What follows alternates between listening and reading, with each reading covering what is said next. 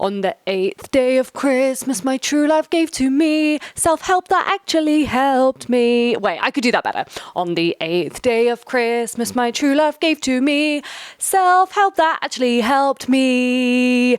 It's Podmas, bitches. I'm scrolling TikTok at 3 a.m. because my nervous system's too fucked to go to sleep and I feel too anxious to put my phone down. Is that why I'm having an existential crisis? There are always going to be a million other things you could have decided to do. I'm broken.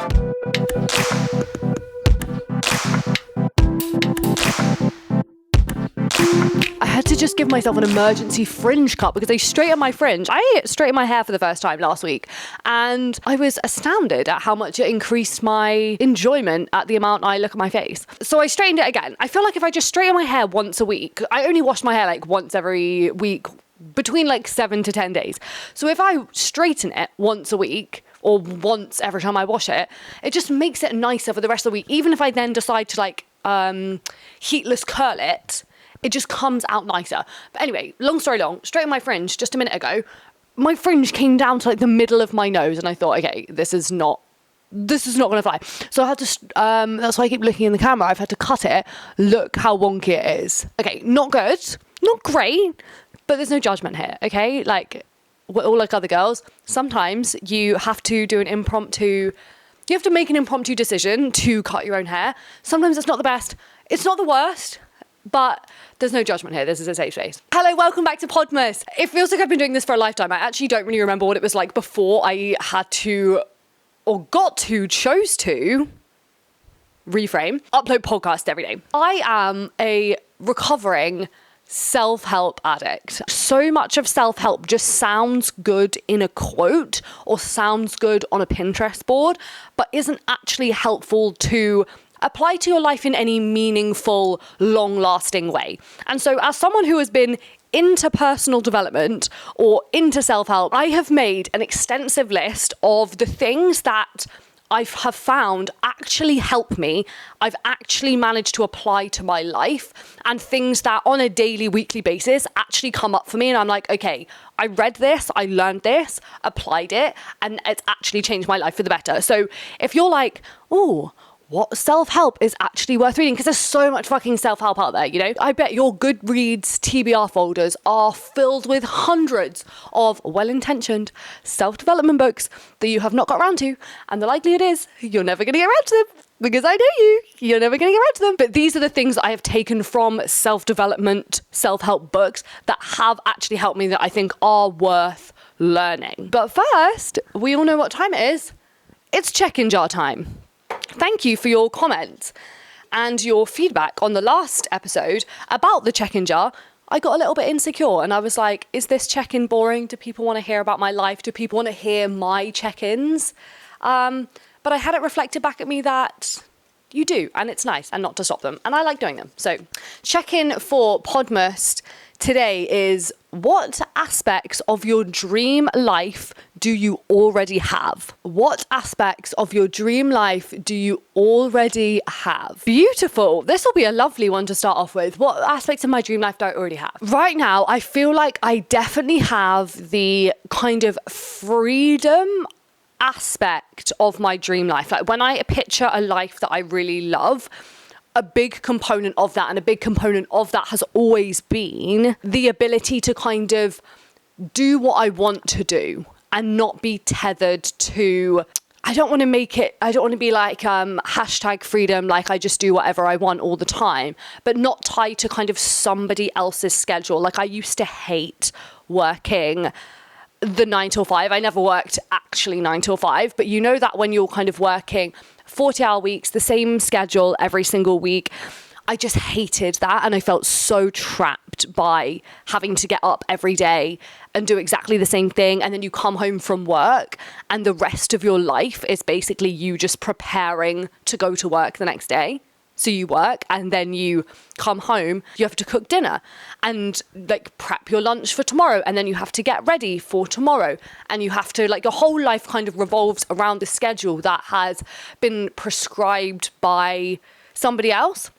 And this is not like hashtag everyone should be their own boss, but I really love not having to adhere to somebody else's schedule, even though it doesn't mean like not working. Like freelancing, you still have schedules, you still have deadlines, but it's a bit more free, you have more freedom, and it's just more flowing, and there's less, you kind of create it a little bit more of yourself, you kind of create your own schedule, and I fucking love that, and that has always been a part of my dream life. I should celebrate that every single day that I've managed to create that for myself, so love that. Okay, done. Obviously, cheers. Let's talk about self-help, shall we? Okay, I feel very Ali Abdul about to do like a list of self-help things, but this is 14 pieces of self-help that actually help, or whatever the title is. Without further ado, long story long, number one is get up within 7 minutes of waking up. Now, 7 minutes is kind of an arbitrary number, but I heard this. I think it was Grant Cardone who said this, and he was like, I get up within 7 minutes. Like, no matter what, my alarm goes off, no matter what time my alarm's going off, within 7 minutes, I will get up. For some reason, that just stuck with me. Now, I am a ruminator, and if I wake up in the morning without a plan, I do have the ability to kind of lay in bed and start mulling over what I'm going to do that day and mulling over things in my life, over-analyzing what I should be doing, and I can very, very easily enter the downward spiral and then continue to spiral until I've basically dissociated for 2 hours and I've just been laying in bed, and that just really sets me up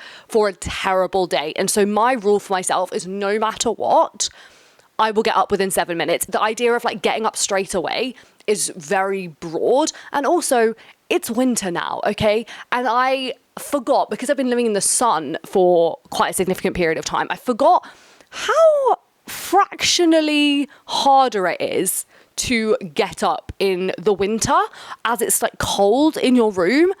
It makes it kind of painful. So it's not like, okay, you have to get up within like 30 seconds of your alarm going off. You wake up 7 minutes, and I don't have a timer for this. You know, it's not like a fine art. It's not like 7 minutes is the perfect amount of time before you fuck up your day. It's just like, wake up, do not ruminate in your bed, get up, brush your teeth, go to the toilet, and then once you're out of bed, your day is kind of started. You don't want to be negotiating with your morning, and you don't want to be laying in bed negotiating with how your day is going to go. You just want to get up and get it started. Number two is an idea, and it is we don't see things as they are, we see things as we are. Holding that concept with me throughout all social interactions and every challenge, and every time something comes up where I feel frustrated or I feel triggered by something, reminding myself that I see things as I am, not necessarily as kind of objective experiences, and realizing that there aren't really objective experiences, because the way that I see something is through my lens, and my lens is subjective because of my lived experience. The way that I see everything is through that lens, in the same way that the exact same situation from you, that you seeing that could be completely different. If you really think you have a badly shaped nose, you're going to notice noses on other people. So if you like get on the bus and your bus driver has a weirdly shaped nose, you're really going to recognize that. Somebody else who has never thought about their nose in their entire life, who has absolutely no insecurities about their nose, they will get on the same bus and they will not even notice the bus driver's nose. Maybe they'll notice the bus driver's skin, or they'll notice the bus driver's accent. Like, it will be something completely different. And just the reminder, the constant reminder that everything is kind of through your own lens, everything you're seeing as you are and not necessarily how it is objectively. I think that really helps me in conflict, when people are pissing me off about something, when I'm in a disagreement and I feel like I'm seeing something one way and somebody else is feeling like they're seeing something differently. It just reminds me that everything that I am experiencing is through my own lens. It allows me to be a little bit more empathetic, and it allows me to dig deeper into myself as well. So if I'm having a situation where I feel like there is a conflict between the way I'm seeing something and the way someone else is seeing something, it reminds me to be like, okay, am I right? Like, could I see this differently if I wanted to? What is really going on here? What in my past, what previous experiences are tainting the way that I'm seeing this? What insecurities am I not seeing that are actually affecting the way that I'm viewing this? We don't see things as they are, we see things as we are. Okay, number 3 is deep work sessions. This concept has changed my life in a very, very undramatic way. This is not hyperbole. This is not over-exaggeration. Deep work sessions have changed my life. You create a set amount of time where you do deep work. You focus on one target, one project for a certain amount of time. I do 50 minutes for long, deep work sessions. Doing something for a set period of time and putting a timer on the timer is very important. If I just say, I'm going to do a session of work about this with no timer, doesn't work. If I set a timer and say, okay, this 50-minute deep work session, I am focusing on scripting for a podcast episode, I get it done every single time. And those sessions, it's about not doing anything else. So you put your phone away, you put everything else away, you just focus on one specific task or project. It helps me if I'm feeling a little bit all over the place and I'm struggling to not pick up my phone, if I'm struggling to focus on one thing. Deep work has just given me the ability to know that I can get things done. And so even if I wake up and I am fucking tired and I'm grumpy and I do not feel like I have the energy to do the things that I've said I'm gonna do, if I just say to myself, I'm gonna do one deep work session, one 50-minute deep work session of XYZ task, so much gets done. And I apply this to so many other things as well. Something huge that I apply this to is cleaning. I get very overwhelmed by the idea of cleaning because as soon as something's not tidy, right now my bathroom is not tidy and I really need to clean my bathroom. The idea of having to clean my bathroom is stressing me out because it feels like this enormous task that is going to take all day. And I'm like, God, I don't have time to do this all day. I don't have time to clean. I have podcasting to do. I have cooking to do. I have other things to do. I need to read my books. I need to listen to my podcasts. For me, cleaning is just one of those things that feels very just like an overwhelming task because you always have to do it. This is not what I signed up for. I did not come into this earth. I didn't even choose to be born, And then I come into this earth and I become an adult and all of a sudden I'm in this perpetual cycle of having to clean. And I will clean my bedroom and then 2 days later I have to clean it again. Or I will clean my kitchen and then I have to clean my bathroom. And then I have to clean my bedroom again because my bedroom is messy. It's just this, I did not sign up for a perpetual cycle of cleaning until the day that I die. But something that allows it to feel less overwhelming is deep work sessions and just being like, okay, even if I just do a really small one, 10 minutes, I'm going to clean my kitchen for 10 minutes. And then after that, I'm not going to think about it for the rest of the day. We kind of overestimate the length of time that it takes to do things. And so I'll be like, okay, I'm going to do a 25-minute session of cleaning my bathroom. It'll only take 10 minutes and then it's done. But if I'd have just been like, okay, I need to clean my bathroom, I guarantee I will put it off for 3 days because it just feels like such an arduous task. Okay, number 4 is, how am I complicit in creating the conditions of my life that I say I don't want? How am I complicit in creating the conditions of my life that I say I don't want? Sorry for the more people who have headphones in, that was probably horrendous to listen to. This prompt is the idea that we so often complain about things that we don't want, and yet we play such a big part in creating those conditions. And there is nuance to this, and there is privilege involved in this, and there are other factors involved in this. For example, I, for the past 2 years, have been like, I want to be able to do headstands, okay? I want to be able to do headstands and handstands in my yoga practices, and I just think it's fun. I want to be able to do handstands. I like the idea of being able to do them. And I get pissed off at myself periodically that I can't do them. And yet there is no proof in my life that I actually want to be able to do it, because when was the last time I actually put on a YouTube tutorial? When was the last time I actually practiced doing headstands and handstands? I can't fucking remember. And obviously that's a menial example, but there are bigger ones as well. We complain about the state of our jobs, we complain about the state of our relationships, we can complain about the state of our locations, blah, blah, blah. So much of what we say that we don't want, we're actually very complicit in creating. And so I try and catch myself as much as possible whenever I am finding myself being dissatisfied about something in my life. I ask myself, how am I complicit in creating this? How have I created this experience that I say I don't want? Because once you know how you're creating it, then you can start acting in a way that may allow you to unravel it. Oh, my battery is dying. Let me change my battery. Okay, we're back. Hopefully the angle is the same, but if it's not, I changed the battery, so there's no judgment here. It's just me and you. We're just hanging out talking about self-help. Right then, that would have been a perfect example. My battery died. I could have complained about it, but actually I didn't charge the battery, so obviously it died. I was complicit in creating the condition of my life that I say I didn't want, aka a battery being dead while I'm trying to film. That is my own fault. What could I have done differently? I could have charged it last night. Done.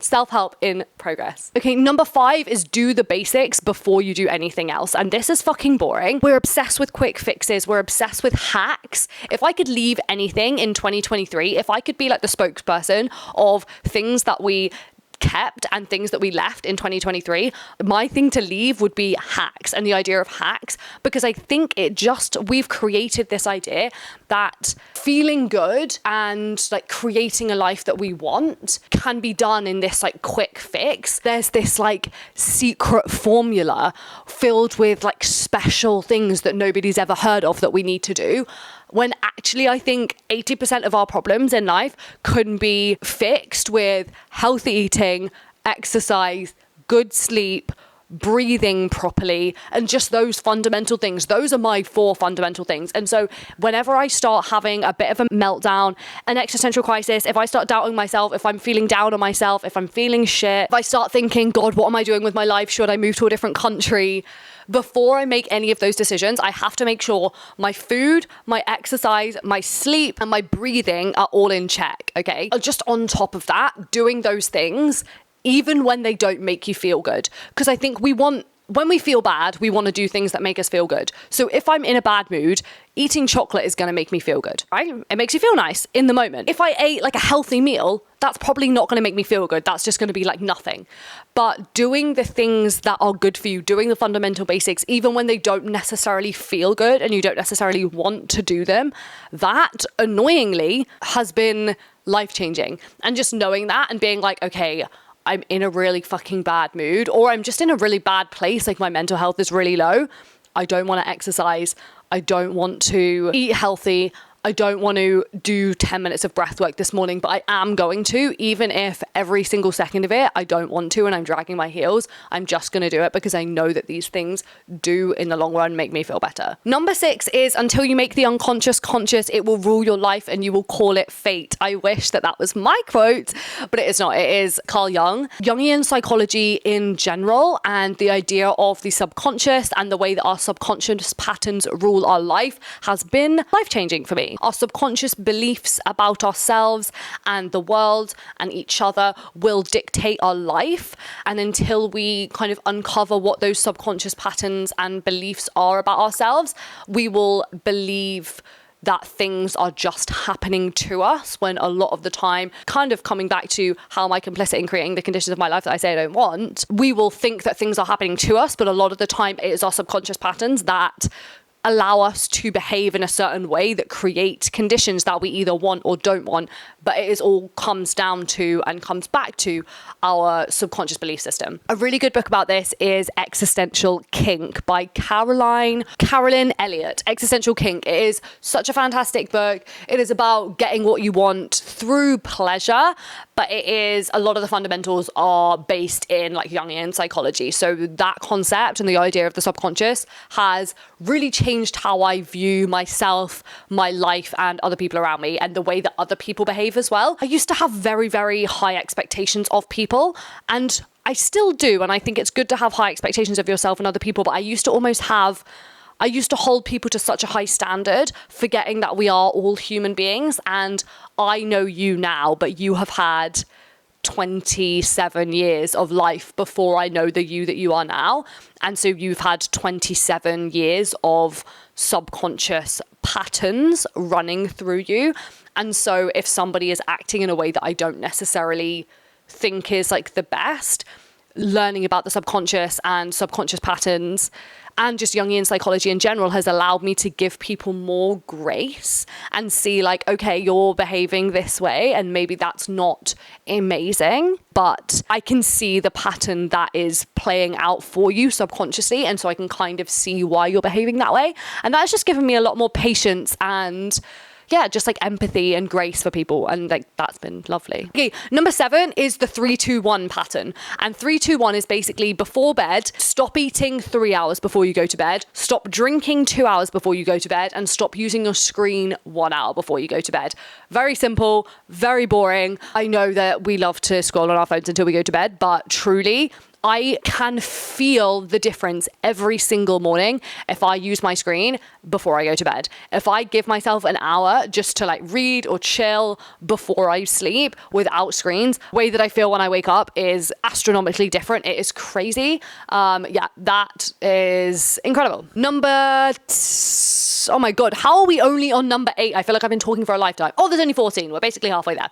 Okay, number 8 is breath work. Now, learning how to breathe properly and manipulate my breath has been fundamental to me not having full-on breakdowns every single week. The way that breathing properly and different patterns of breathing can affect the energy that you have, the way you feel, how it can kind of help you find centeredness and groundedness when you're feeling stressed out and anxious, or it can help you find like energy and aliveness when you're feeling really lazy and lethargic. The breath is insane, and like breath work is something I come back to constantly more than meditation. It is just the practice that can make me on the spot feel better. If I'm feeling anxious, I can calm my body down and my nervous system down within 5 minutes of breath. If I'm feeling stressed, the same thing. If I'm feeling really sluggish and lethargic in the mornings, 5 minutes of breath of fire can make me feel incredible. So there's so many resources that you can use for breathing. People I learned it through are Hella and Lucas, and they run Awaken Breathwork. Awaken with an O, so Owaken. And they have, I'm sure it's on YouTube, if you look up their Awaken Breathwork 10-minute practice. I don't do this practice every morning, but this is a really good practice to get started. Just like their 10-minute morning practice. It is fantastic. Nothing makes me feel more alive than breathing, and nothing makes me feel more grounded and helps me come back to myself more than breath work. Number 9 is every night before you go to bed, create your 3-point success criteria. I don't know why I've said it like that, like it's some sort of like football game. Basically, every night before you go to bed, I write the following down, even if it's on my phone, okay? It doesn't have to be in a journal if you're not a journal gal. I write this sentence out. If I get these 3 things done tomorrow, it will be a successful day. And then I write 3 very tangible, very actionable things that I can do tomorrow. Even if they're really small, like do a 10-minute deep work session cleaning my bathroom. There are endless ways that we try and make ourselves feel shit about ourselves, especially I think, oh God, I don't want to make it about social media, but we look at social media and we're like, God, all of these people are doing all of these incredible things. And then you look at your day and you're like, God, I've done absolutely nothing. In reality, that's not true. And in reality, we're all kind of going through, most of our days are just filled with these mundane things. But I think anything you can do to give yourself a sense of success and affirmation and give yourself a sense of, well, it's twofold. One, give yourself a sense of purpose in that day. Like, okay, these are the 3 things I need to do to have success. So it gives you a bit of like motivation to actually get things done. And then on the other side, it's like giving yourself a way to celebrate yourself every single day. Otherwise, you could do like 10 incredible things, and it can get to the end of the day and you'll be like, oh yeah, but I didn't clean my bathroom, so it's been a terrible day. And it's like, no, it hasn't, you know? I think, and if you give yourself, okay, these 3 things are going to make a successful day. Anything else I do, that's great. But if I don't do anything else, it's still great because I've done these 3 things. I do that every single night before I go to bed. Number 10 is don't negotiate your habits based on your feelings. You on Sunday night have said, I'm going to go to the gym 3 times this week. And then it gets to Thursday evening and it is raining and you cannot be asked to go to the gym. You're still going to go because you don't negotiate based on how you feel. You've decided you're going to do them, and so you're going to do it. Don't negotiate your habits and the things that you've said you're going to do based on how you're feeling, because otherwise you'll never get things done. Do I do this 100% of the time? Absolutely not. It's an idea and a concept that I really come back to when I start trying to negotiate with myself. Like when it gets to 3 p.m. and I'm like, oh, should I go to the gym? Should I go to that yoga class? I could just cancel it. Like I don't really want to go outside. The idea of not negotiating with my habits based on how I feel has probably saved me at least 60% of the time from not doing my daily habits for that day. And so it's a great concept. It helps me. You don't have to be perfect. None of these things are things that you have to do 100% of the time. But I think having all of these concepts in mind, like in your tool belt, that helps me. It's not if I don't do any of these habits, if I don't stick to all of these things, then I'm a failure. If I don't do every single thing in a deep work session, I'm a failure. If I don't tick off everything on my success list for that day, it's a failure. These are all just little helpful things for the tool belt that might help you in a situation that you have, and that helped me on the reg. Okay, number 11 is that growth happens in an upward spiral. And if you picture a spiral, it goes up and then it goes down. It goes up and then it goes down, and it keeps going up. And spirals, and it will continue to go up and up and up. But with those ups, there's also downs. I think, sometimes we get so hard on ourselves about not seeing constant upward trajectory of progress. You'll set a habit to meditate every single day, and then on the 5th day you'll stop doing it, and then you'll use that to affirm to yourself that, oh, I never meditate and I can never stick to a habit. But it's like, no, you just did it for 5 days in a row, and before that you'd never committed to it then more than 3 days in a row. And so you're building that habit, and then maybe you'll do it 7 days in a row and then break off. And so success and growth and progress happens in an upward spiral, which requires you to sometimes go down and see dips in progress, and that's fine. Nothing more to say on that. Number 12 is hard choices, easy life. Hard choices, easy life. Easy choices, hard life. Hard choices, easy life. Okay, this is a perfect example. This morning, I don't really have any food in my fridge. I haven't gone shopping. The weather affects me more than I would like to admit, mainly on the fact that it makes me not want to go outside. I don't want to go outside. I don't want to go to the supermarket and get food because it's raining and I don't want to get wet. Even though I know I'm not sugar and I am waterproof, I just don't want to go outside. And so I don't have any food. This morning, I was like, okay, I need to have breakfast before I sit down and record a few episodes. What am I going to have for breakfast? There isn't really anything, but I do have my advent calendar. I have my advent calendar because I open it every day on my Instagram. I was like, oh, fuck it. I could just have my advent calendar chocolate, a cup of tea, that'll see me through. That would have been the easy choice. Will that make me feel good in the long run? Possibly not. Will that make in a few hours me have a sugar crash and then I'll feel empty inside because I haven't eaten anything? Yes, it probably will. And so the easy choice would have been to do that. Instead, I actually made myself a breakfast, which was the hard choice, the choice I didn't really want to do. But in the long run, that was much better for me. And I just feel like 90% of stuff that applies 80% of the time. You don't have to do this 100% of the time. I don't want this to be if you don't do any of this, be the most motivational person you can be.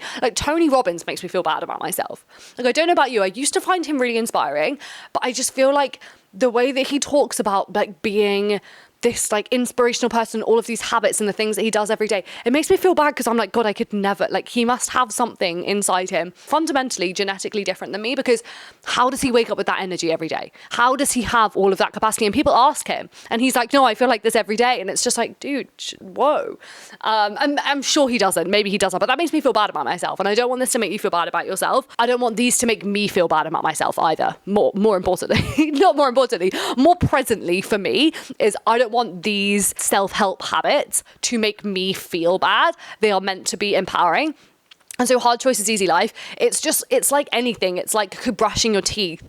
If one night you don't brush your teeth, it doesn't really matter. If you don't brush your teeth every night for 6 months, then your teeth are going to be disgusting and rotten. Even if you can't be bothered to brush your teeth and you don't want to get up and go to the bathroom because it's cold and you don't have your slippers and you just want to go and get into bed, often the hard choices in the long run will give you an easy life. Number 13 is leave when you're 80% done. Leave when you're 80% done, or leave when you're 80% ready. Now, somebody told me this and they talked about it in regards to a location. And somebody asked them, when do you know you're ready to leave a place and move on to the next place? And he said, I leave when I'm 80% ready, so 20% of me can miss it and look back on it fondly. You don't want to leave when you're 100% ready. When you're so over something, you're just like, fuck this. I left New York about a few weeks ago now, and there was no way I was ready to leave. I could have stayed in New York for months and months and months, and I wanted to, but it was nice to leave when I still had that love for it. Leaving when I wasn't completely ready gives me a sense of love and nostalgia to look back on. Whereas if I'd stayed there for a few months, maybe I'd have been completely over it and I wouldn't look back at it in the same way. And so I feel like the same could apply with jobs, relationships, maybe. I mean, that's kind of a negative way to look at relationships, but leave when you're 80% ready. If you're considering leaving something and you don't know when, 80% is normally a good amount of time. And the last one, number 14, I talked about this on another episode in Podmas. I can't remember what episode. Never miss twice. And this is a great example of something that just doesn't make you feel bad about yourself, because it allows you grace of being human. If you miss once, that's fine. Just don't miss again. If you set yourself a habit to walk every day and you miss one day, it doesn't matter, but you never miss twice. And so the next day, it is a contractual agreement that you've made with yourself. You aren't going to miss again. So you go for a walk the next day and then you're back on the train. Never miss twice. It's the perfect advice. I'm a songwriter. If you got to the end of this episode, let me know the one piece of self-help that has actually influenced you and you have actually managed to implement into your life. What is something that you read, you implemented, and you're like, damn, this fundamentally changed my life? Let me know, because maybe I'll do it as well. Okay, mwah. See you tomorrow. Happy Podmas. Love you.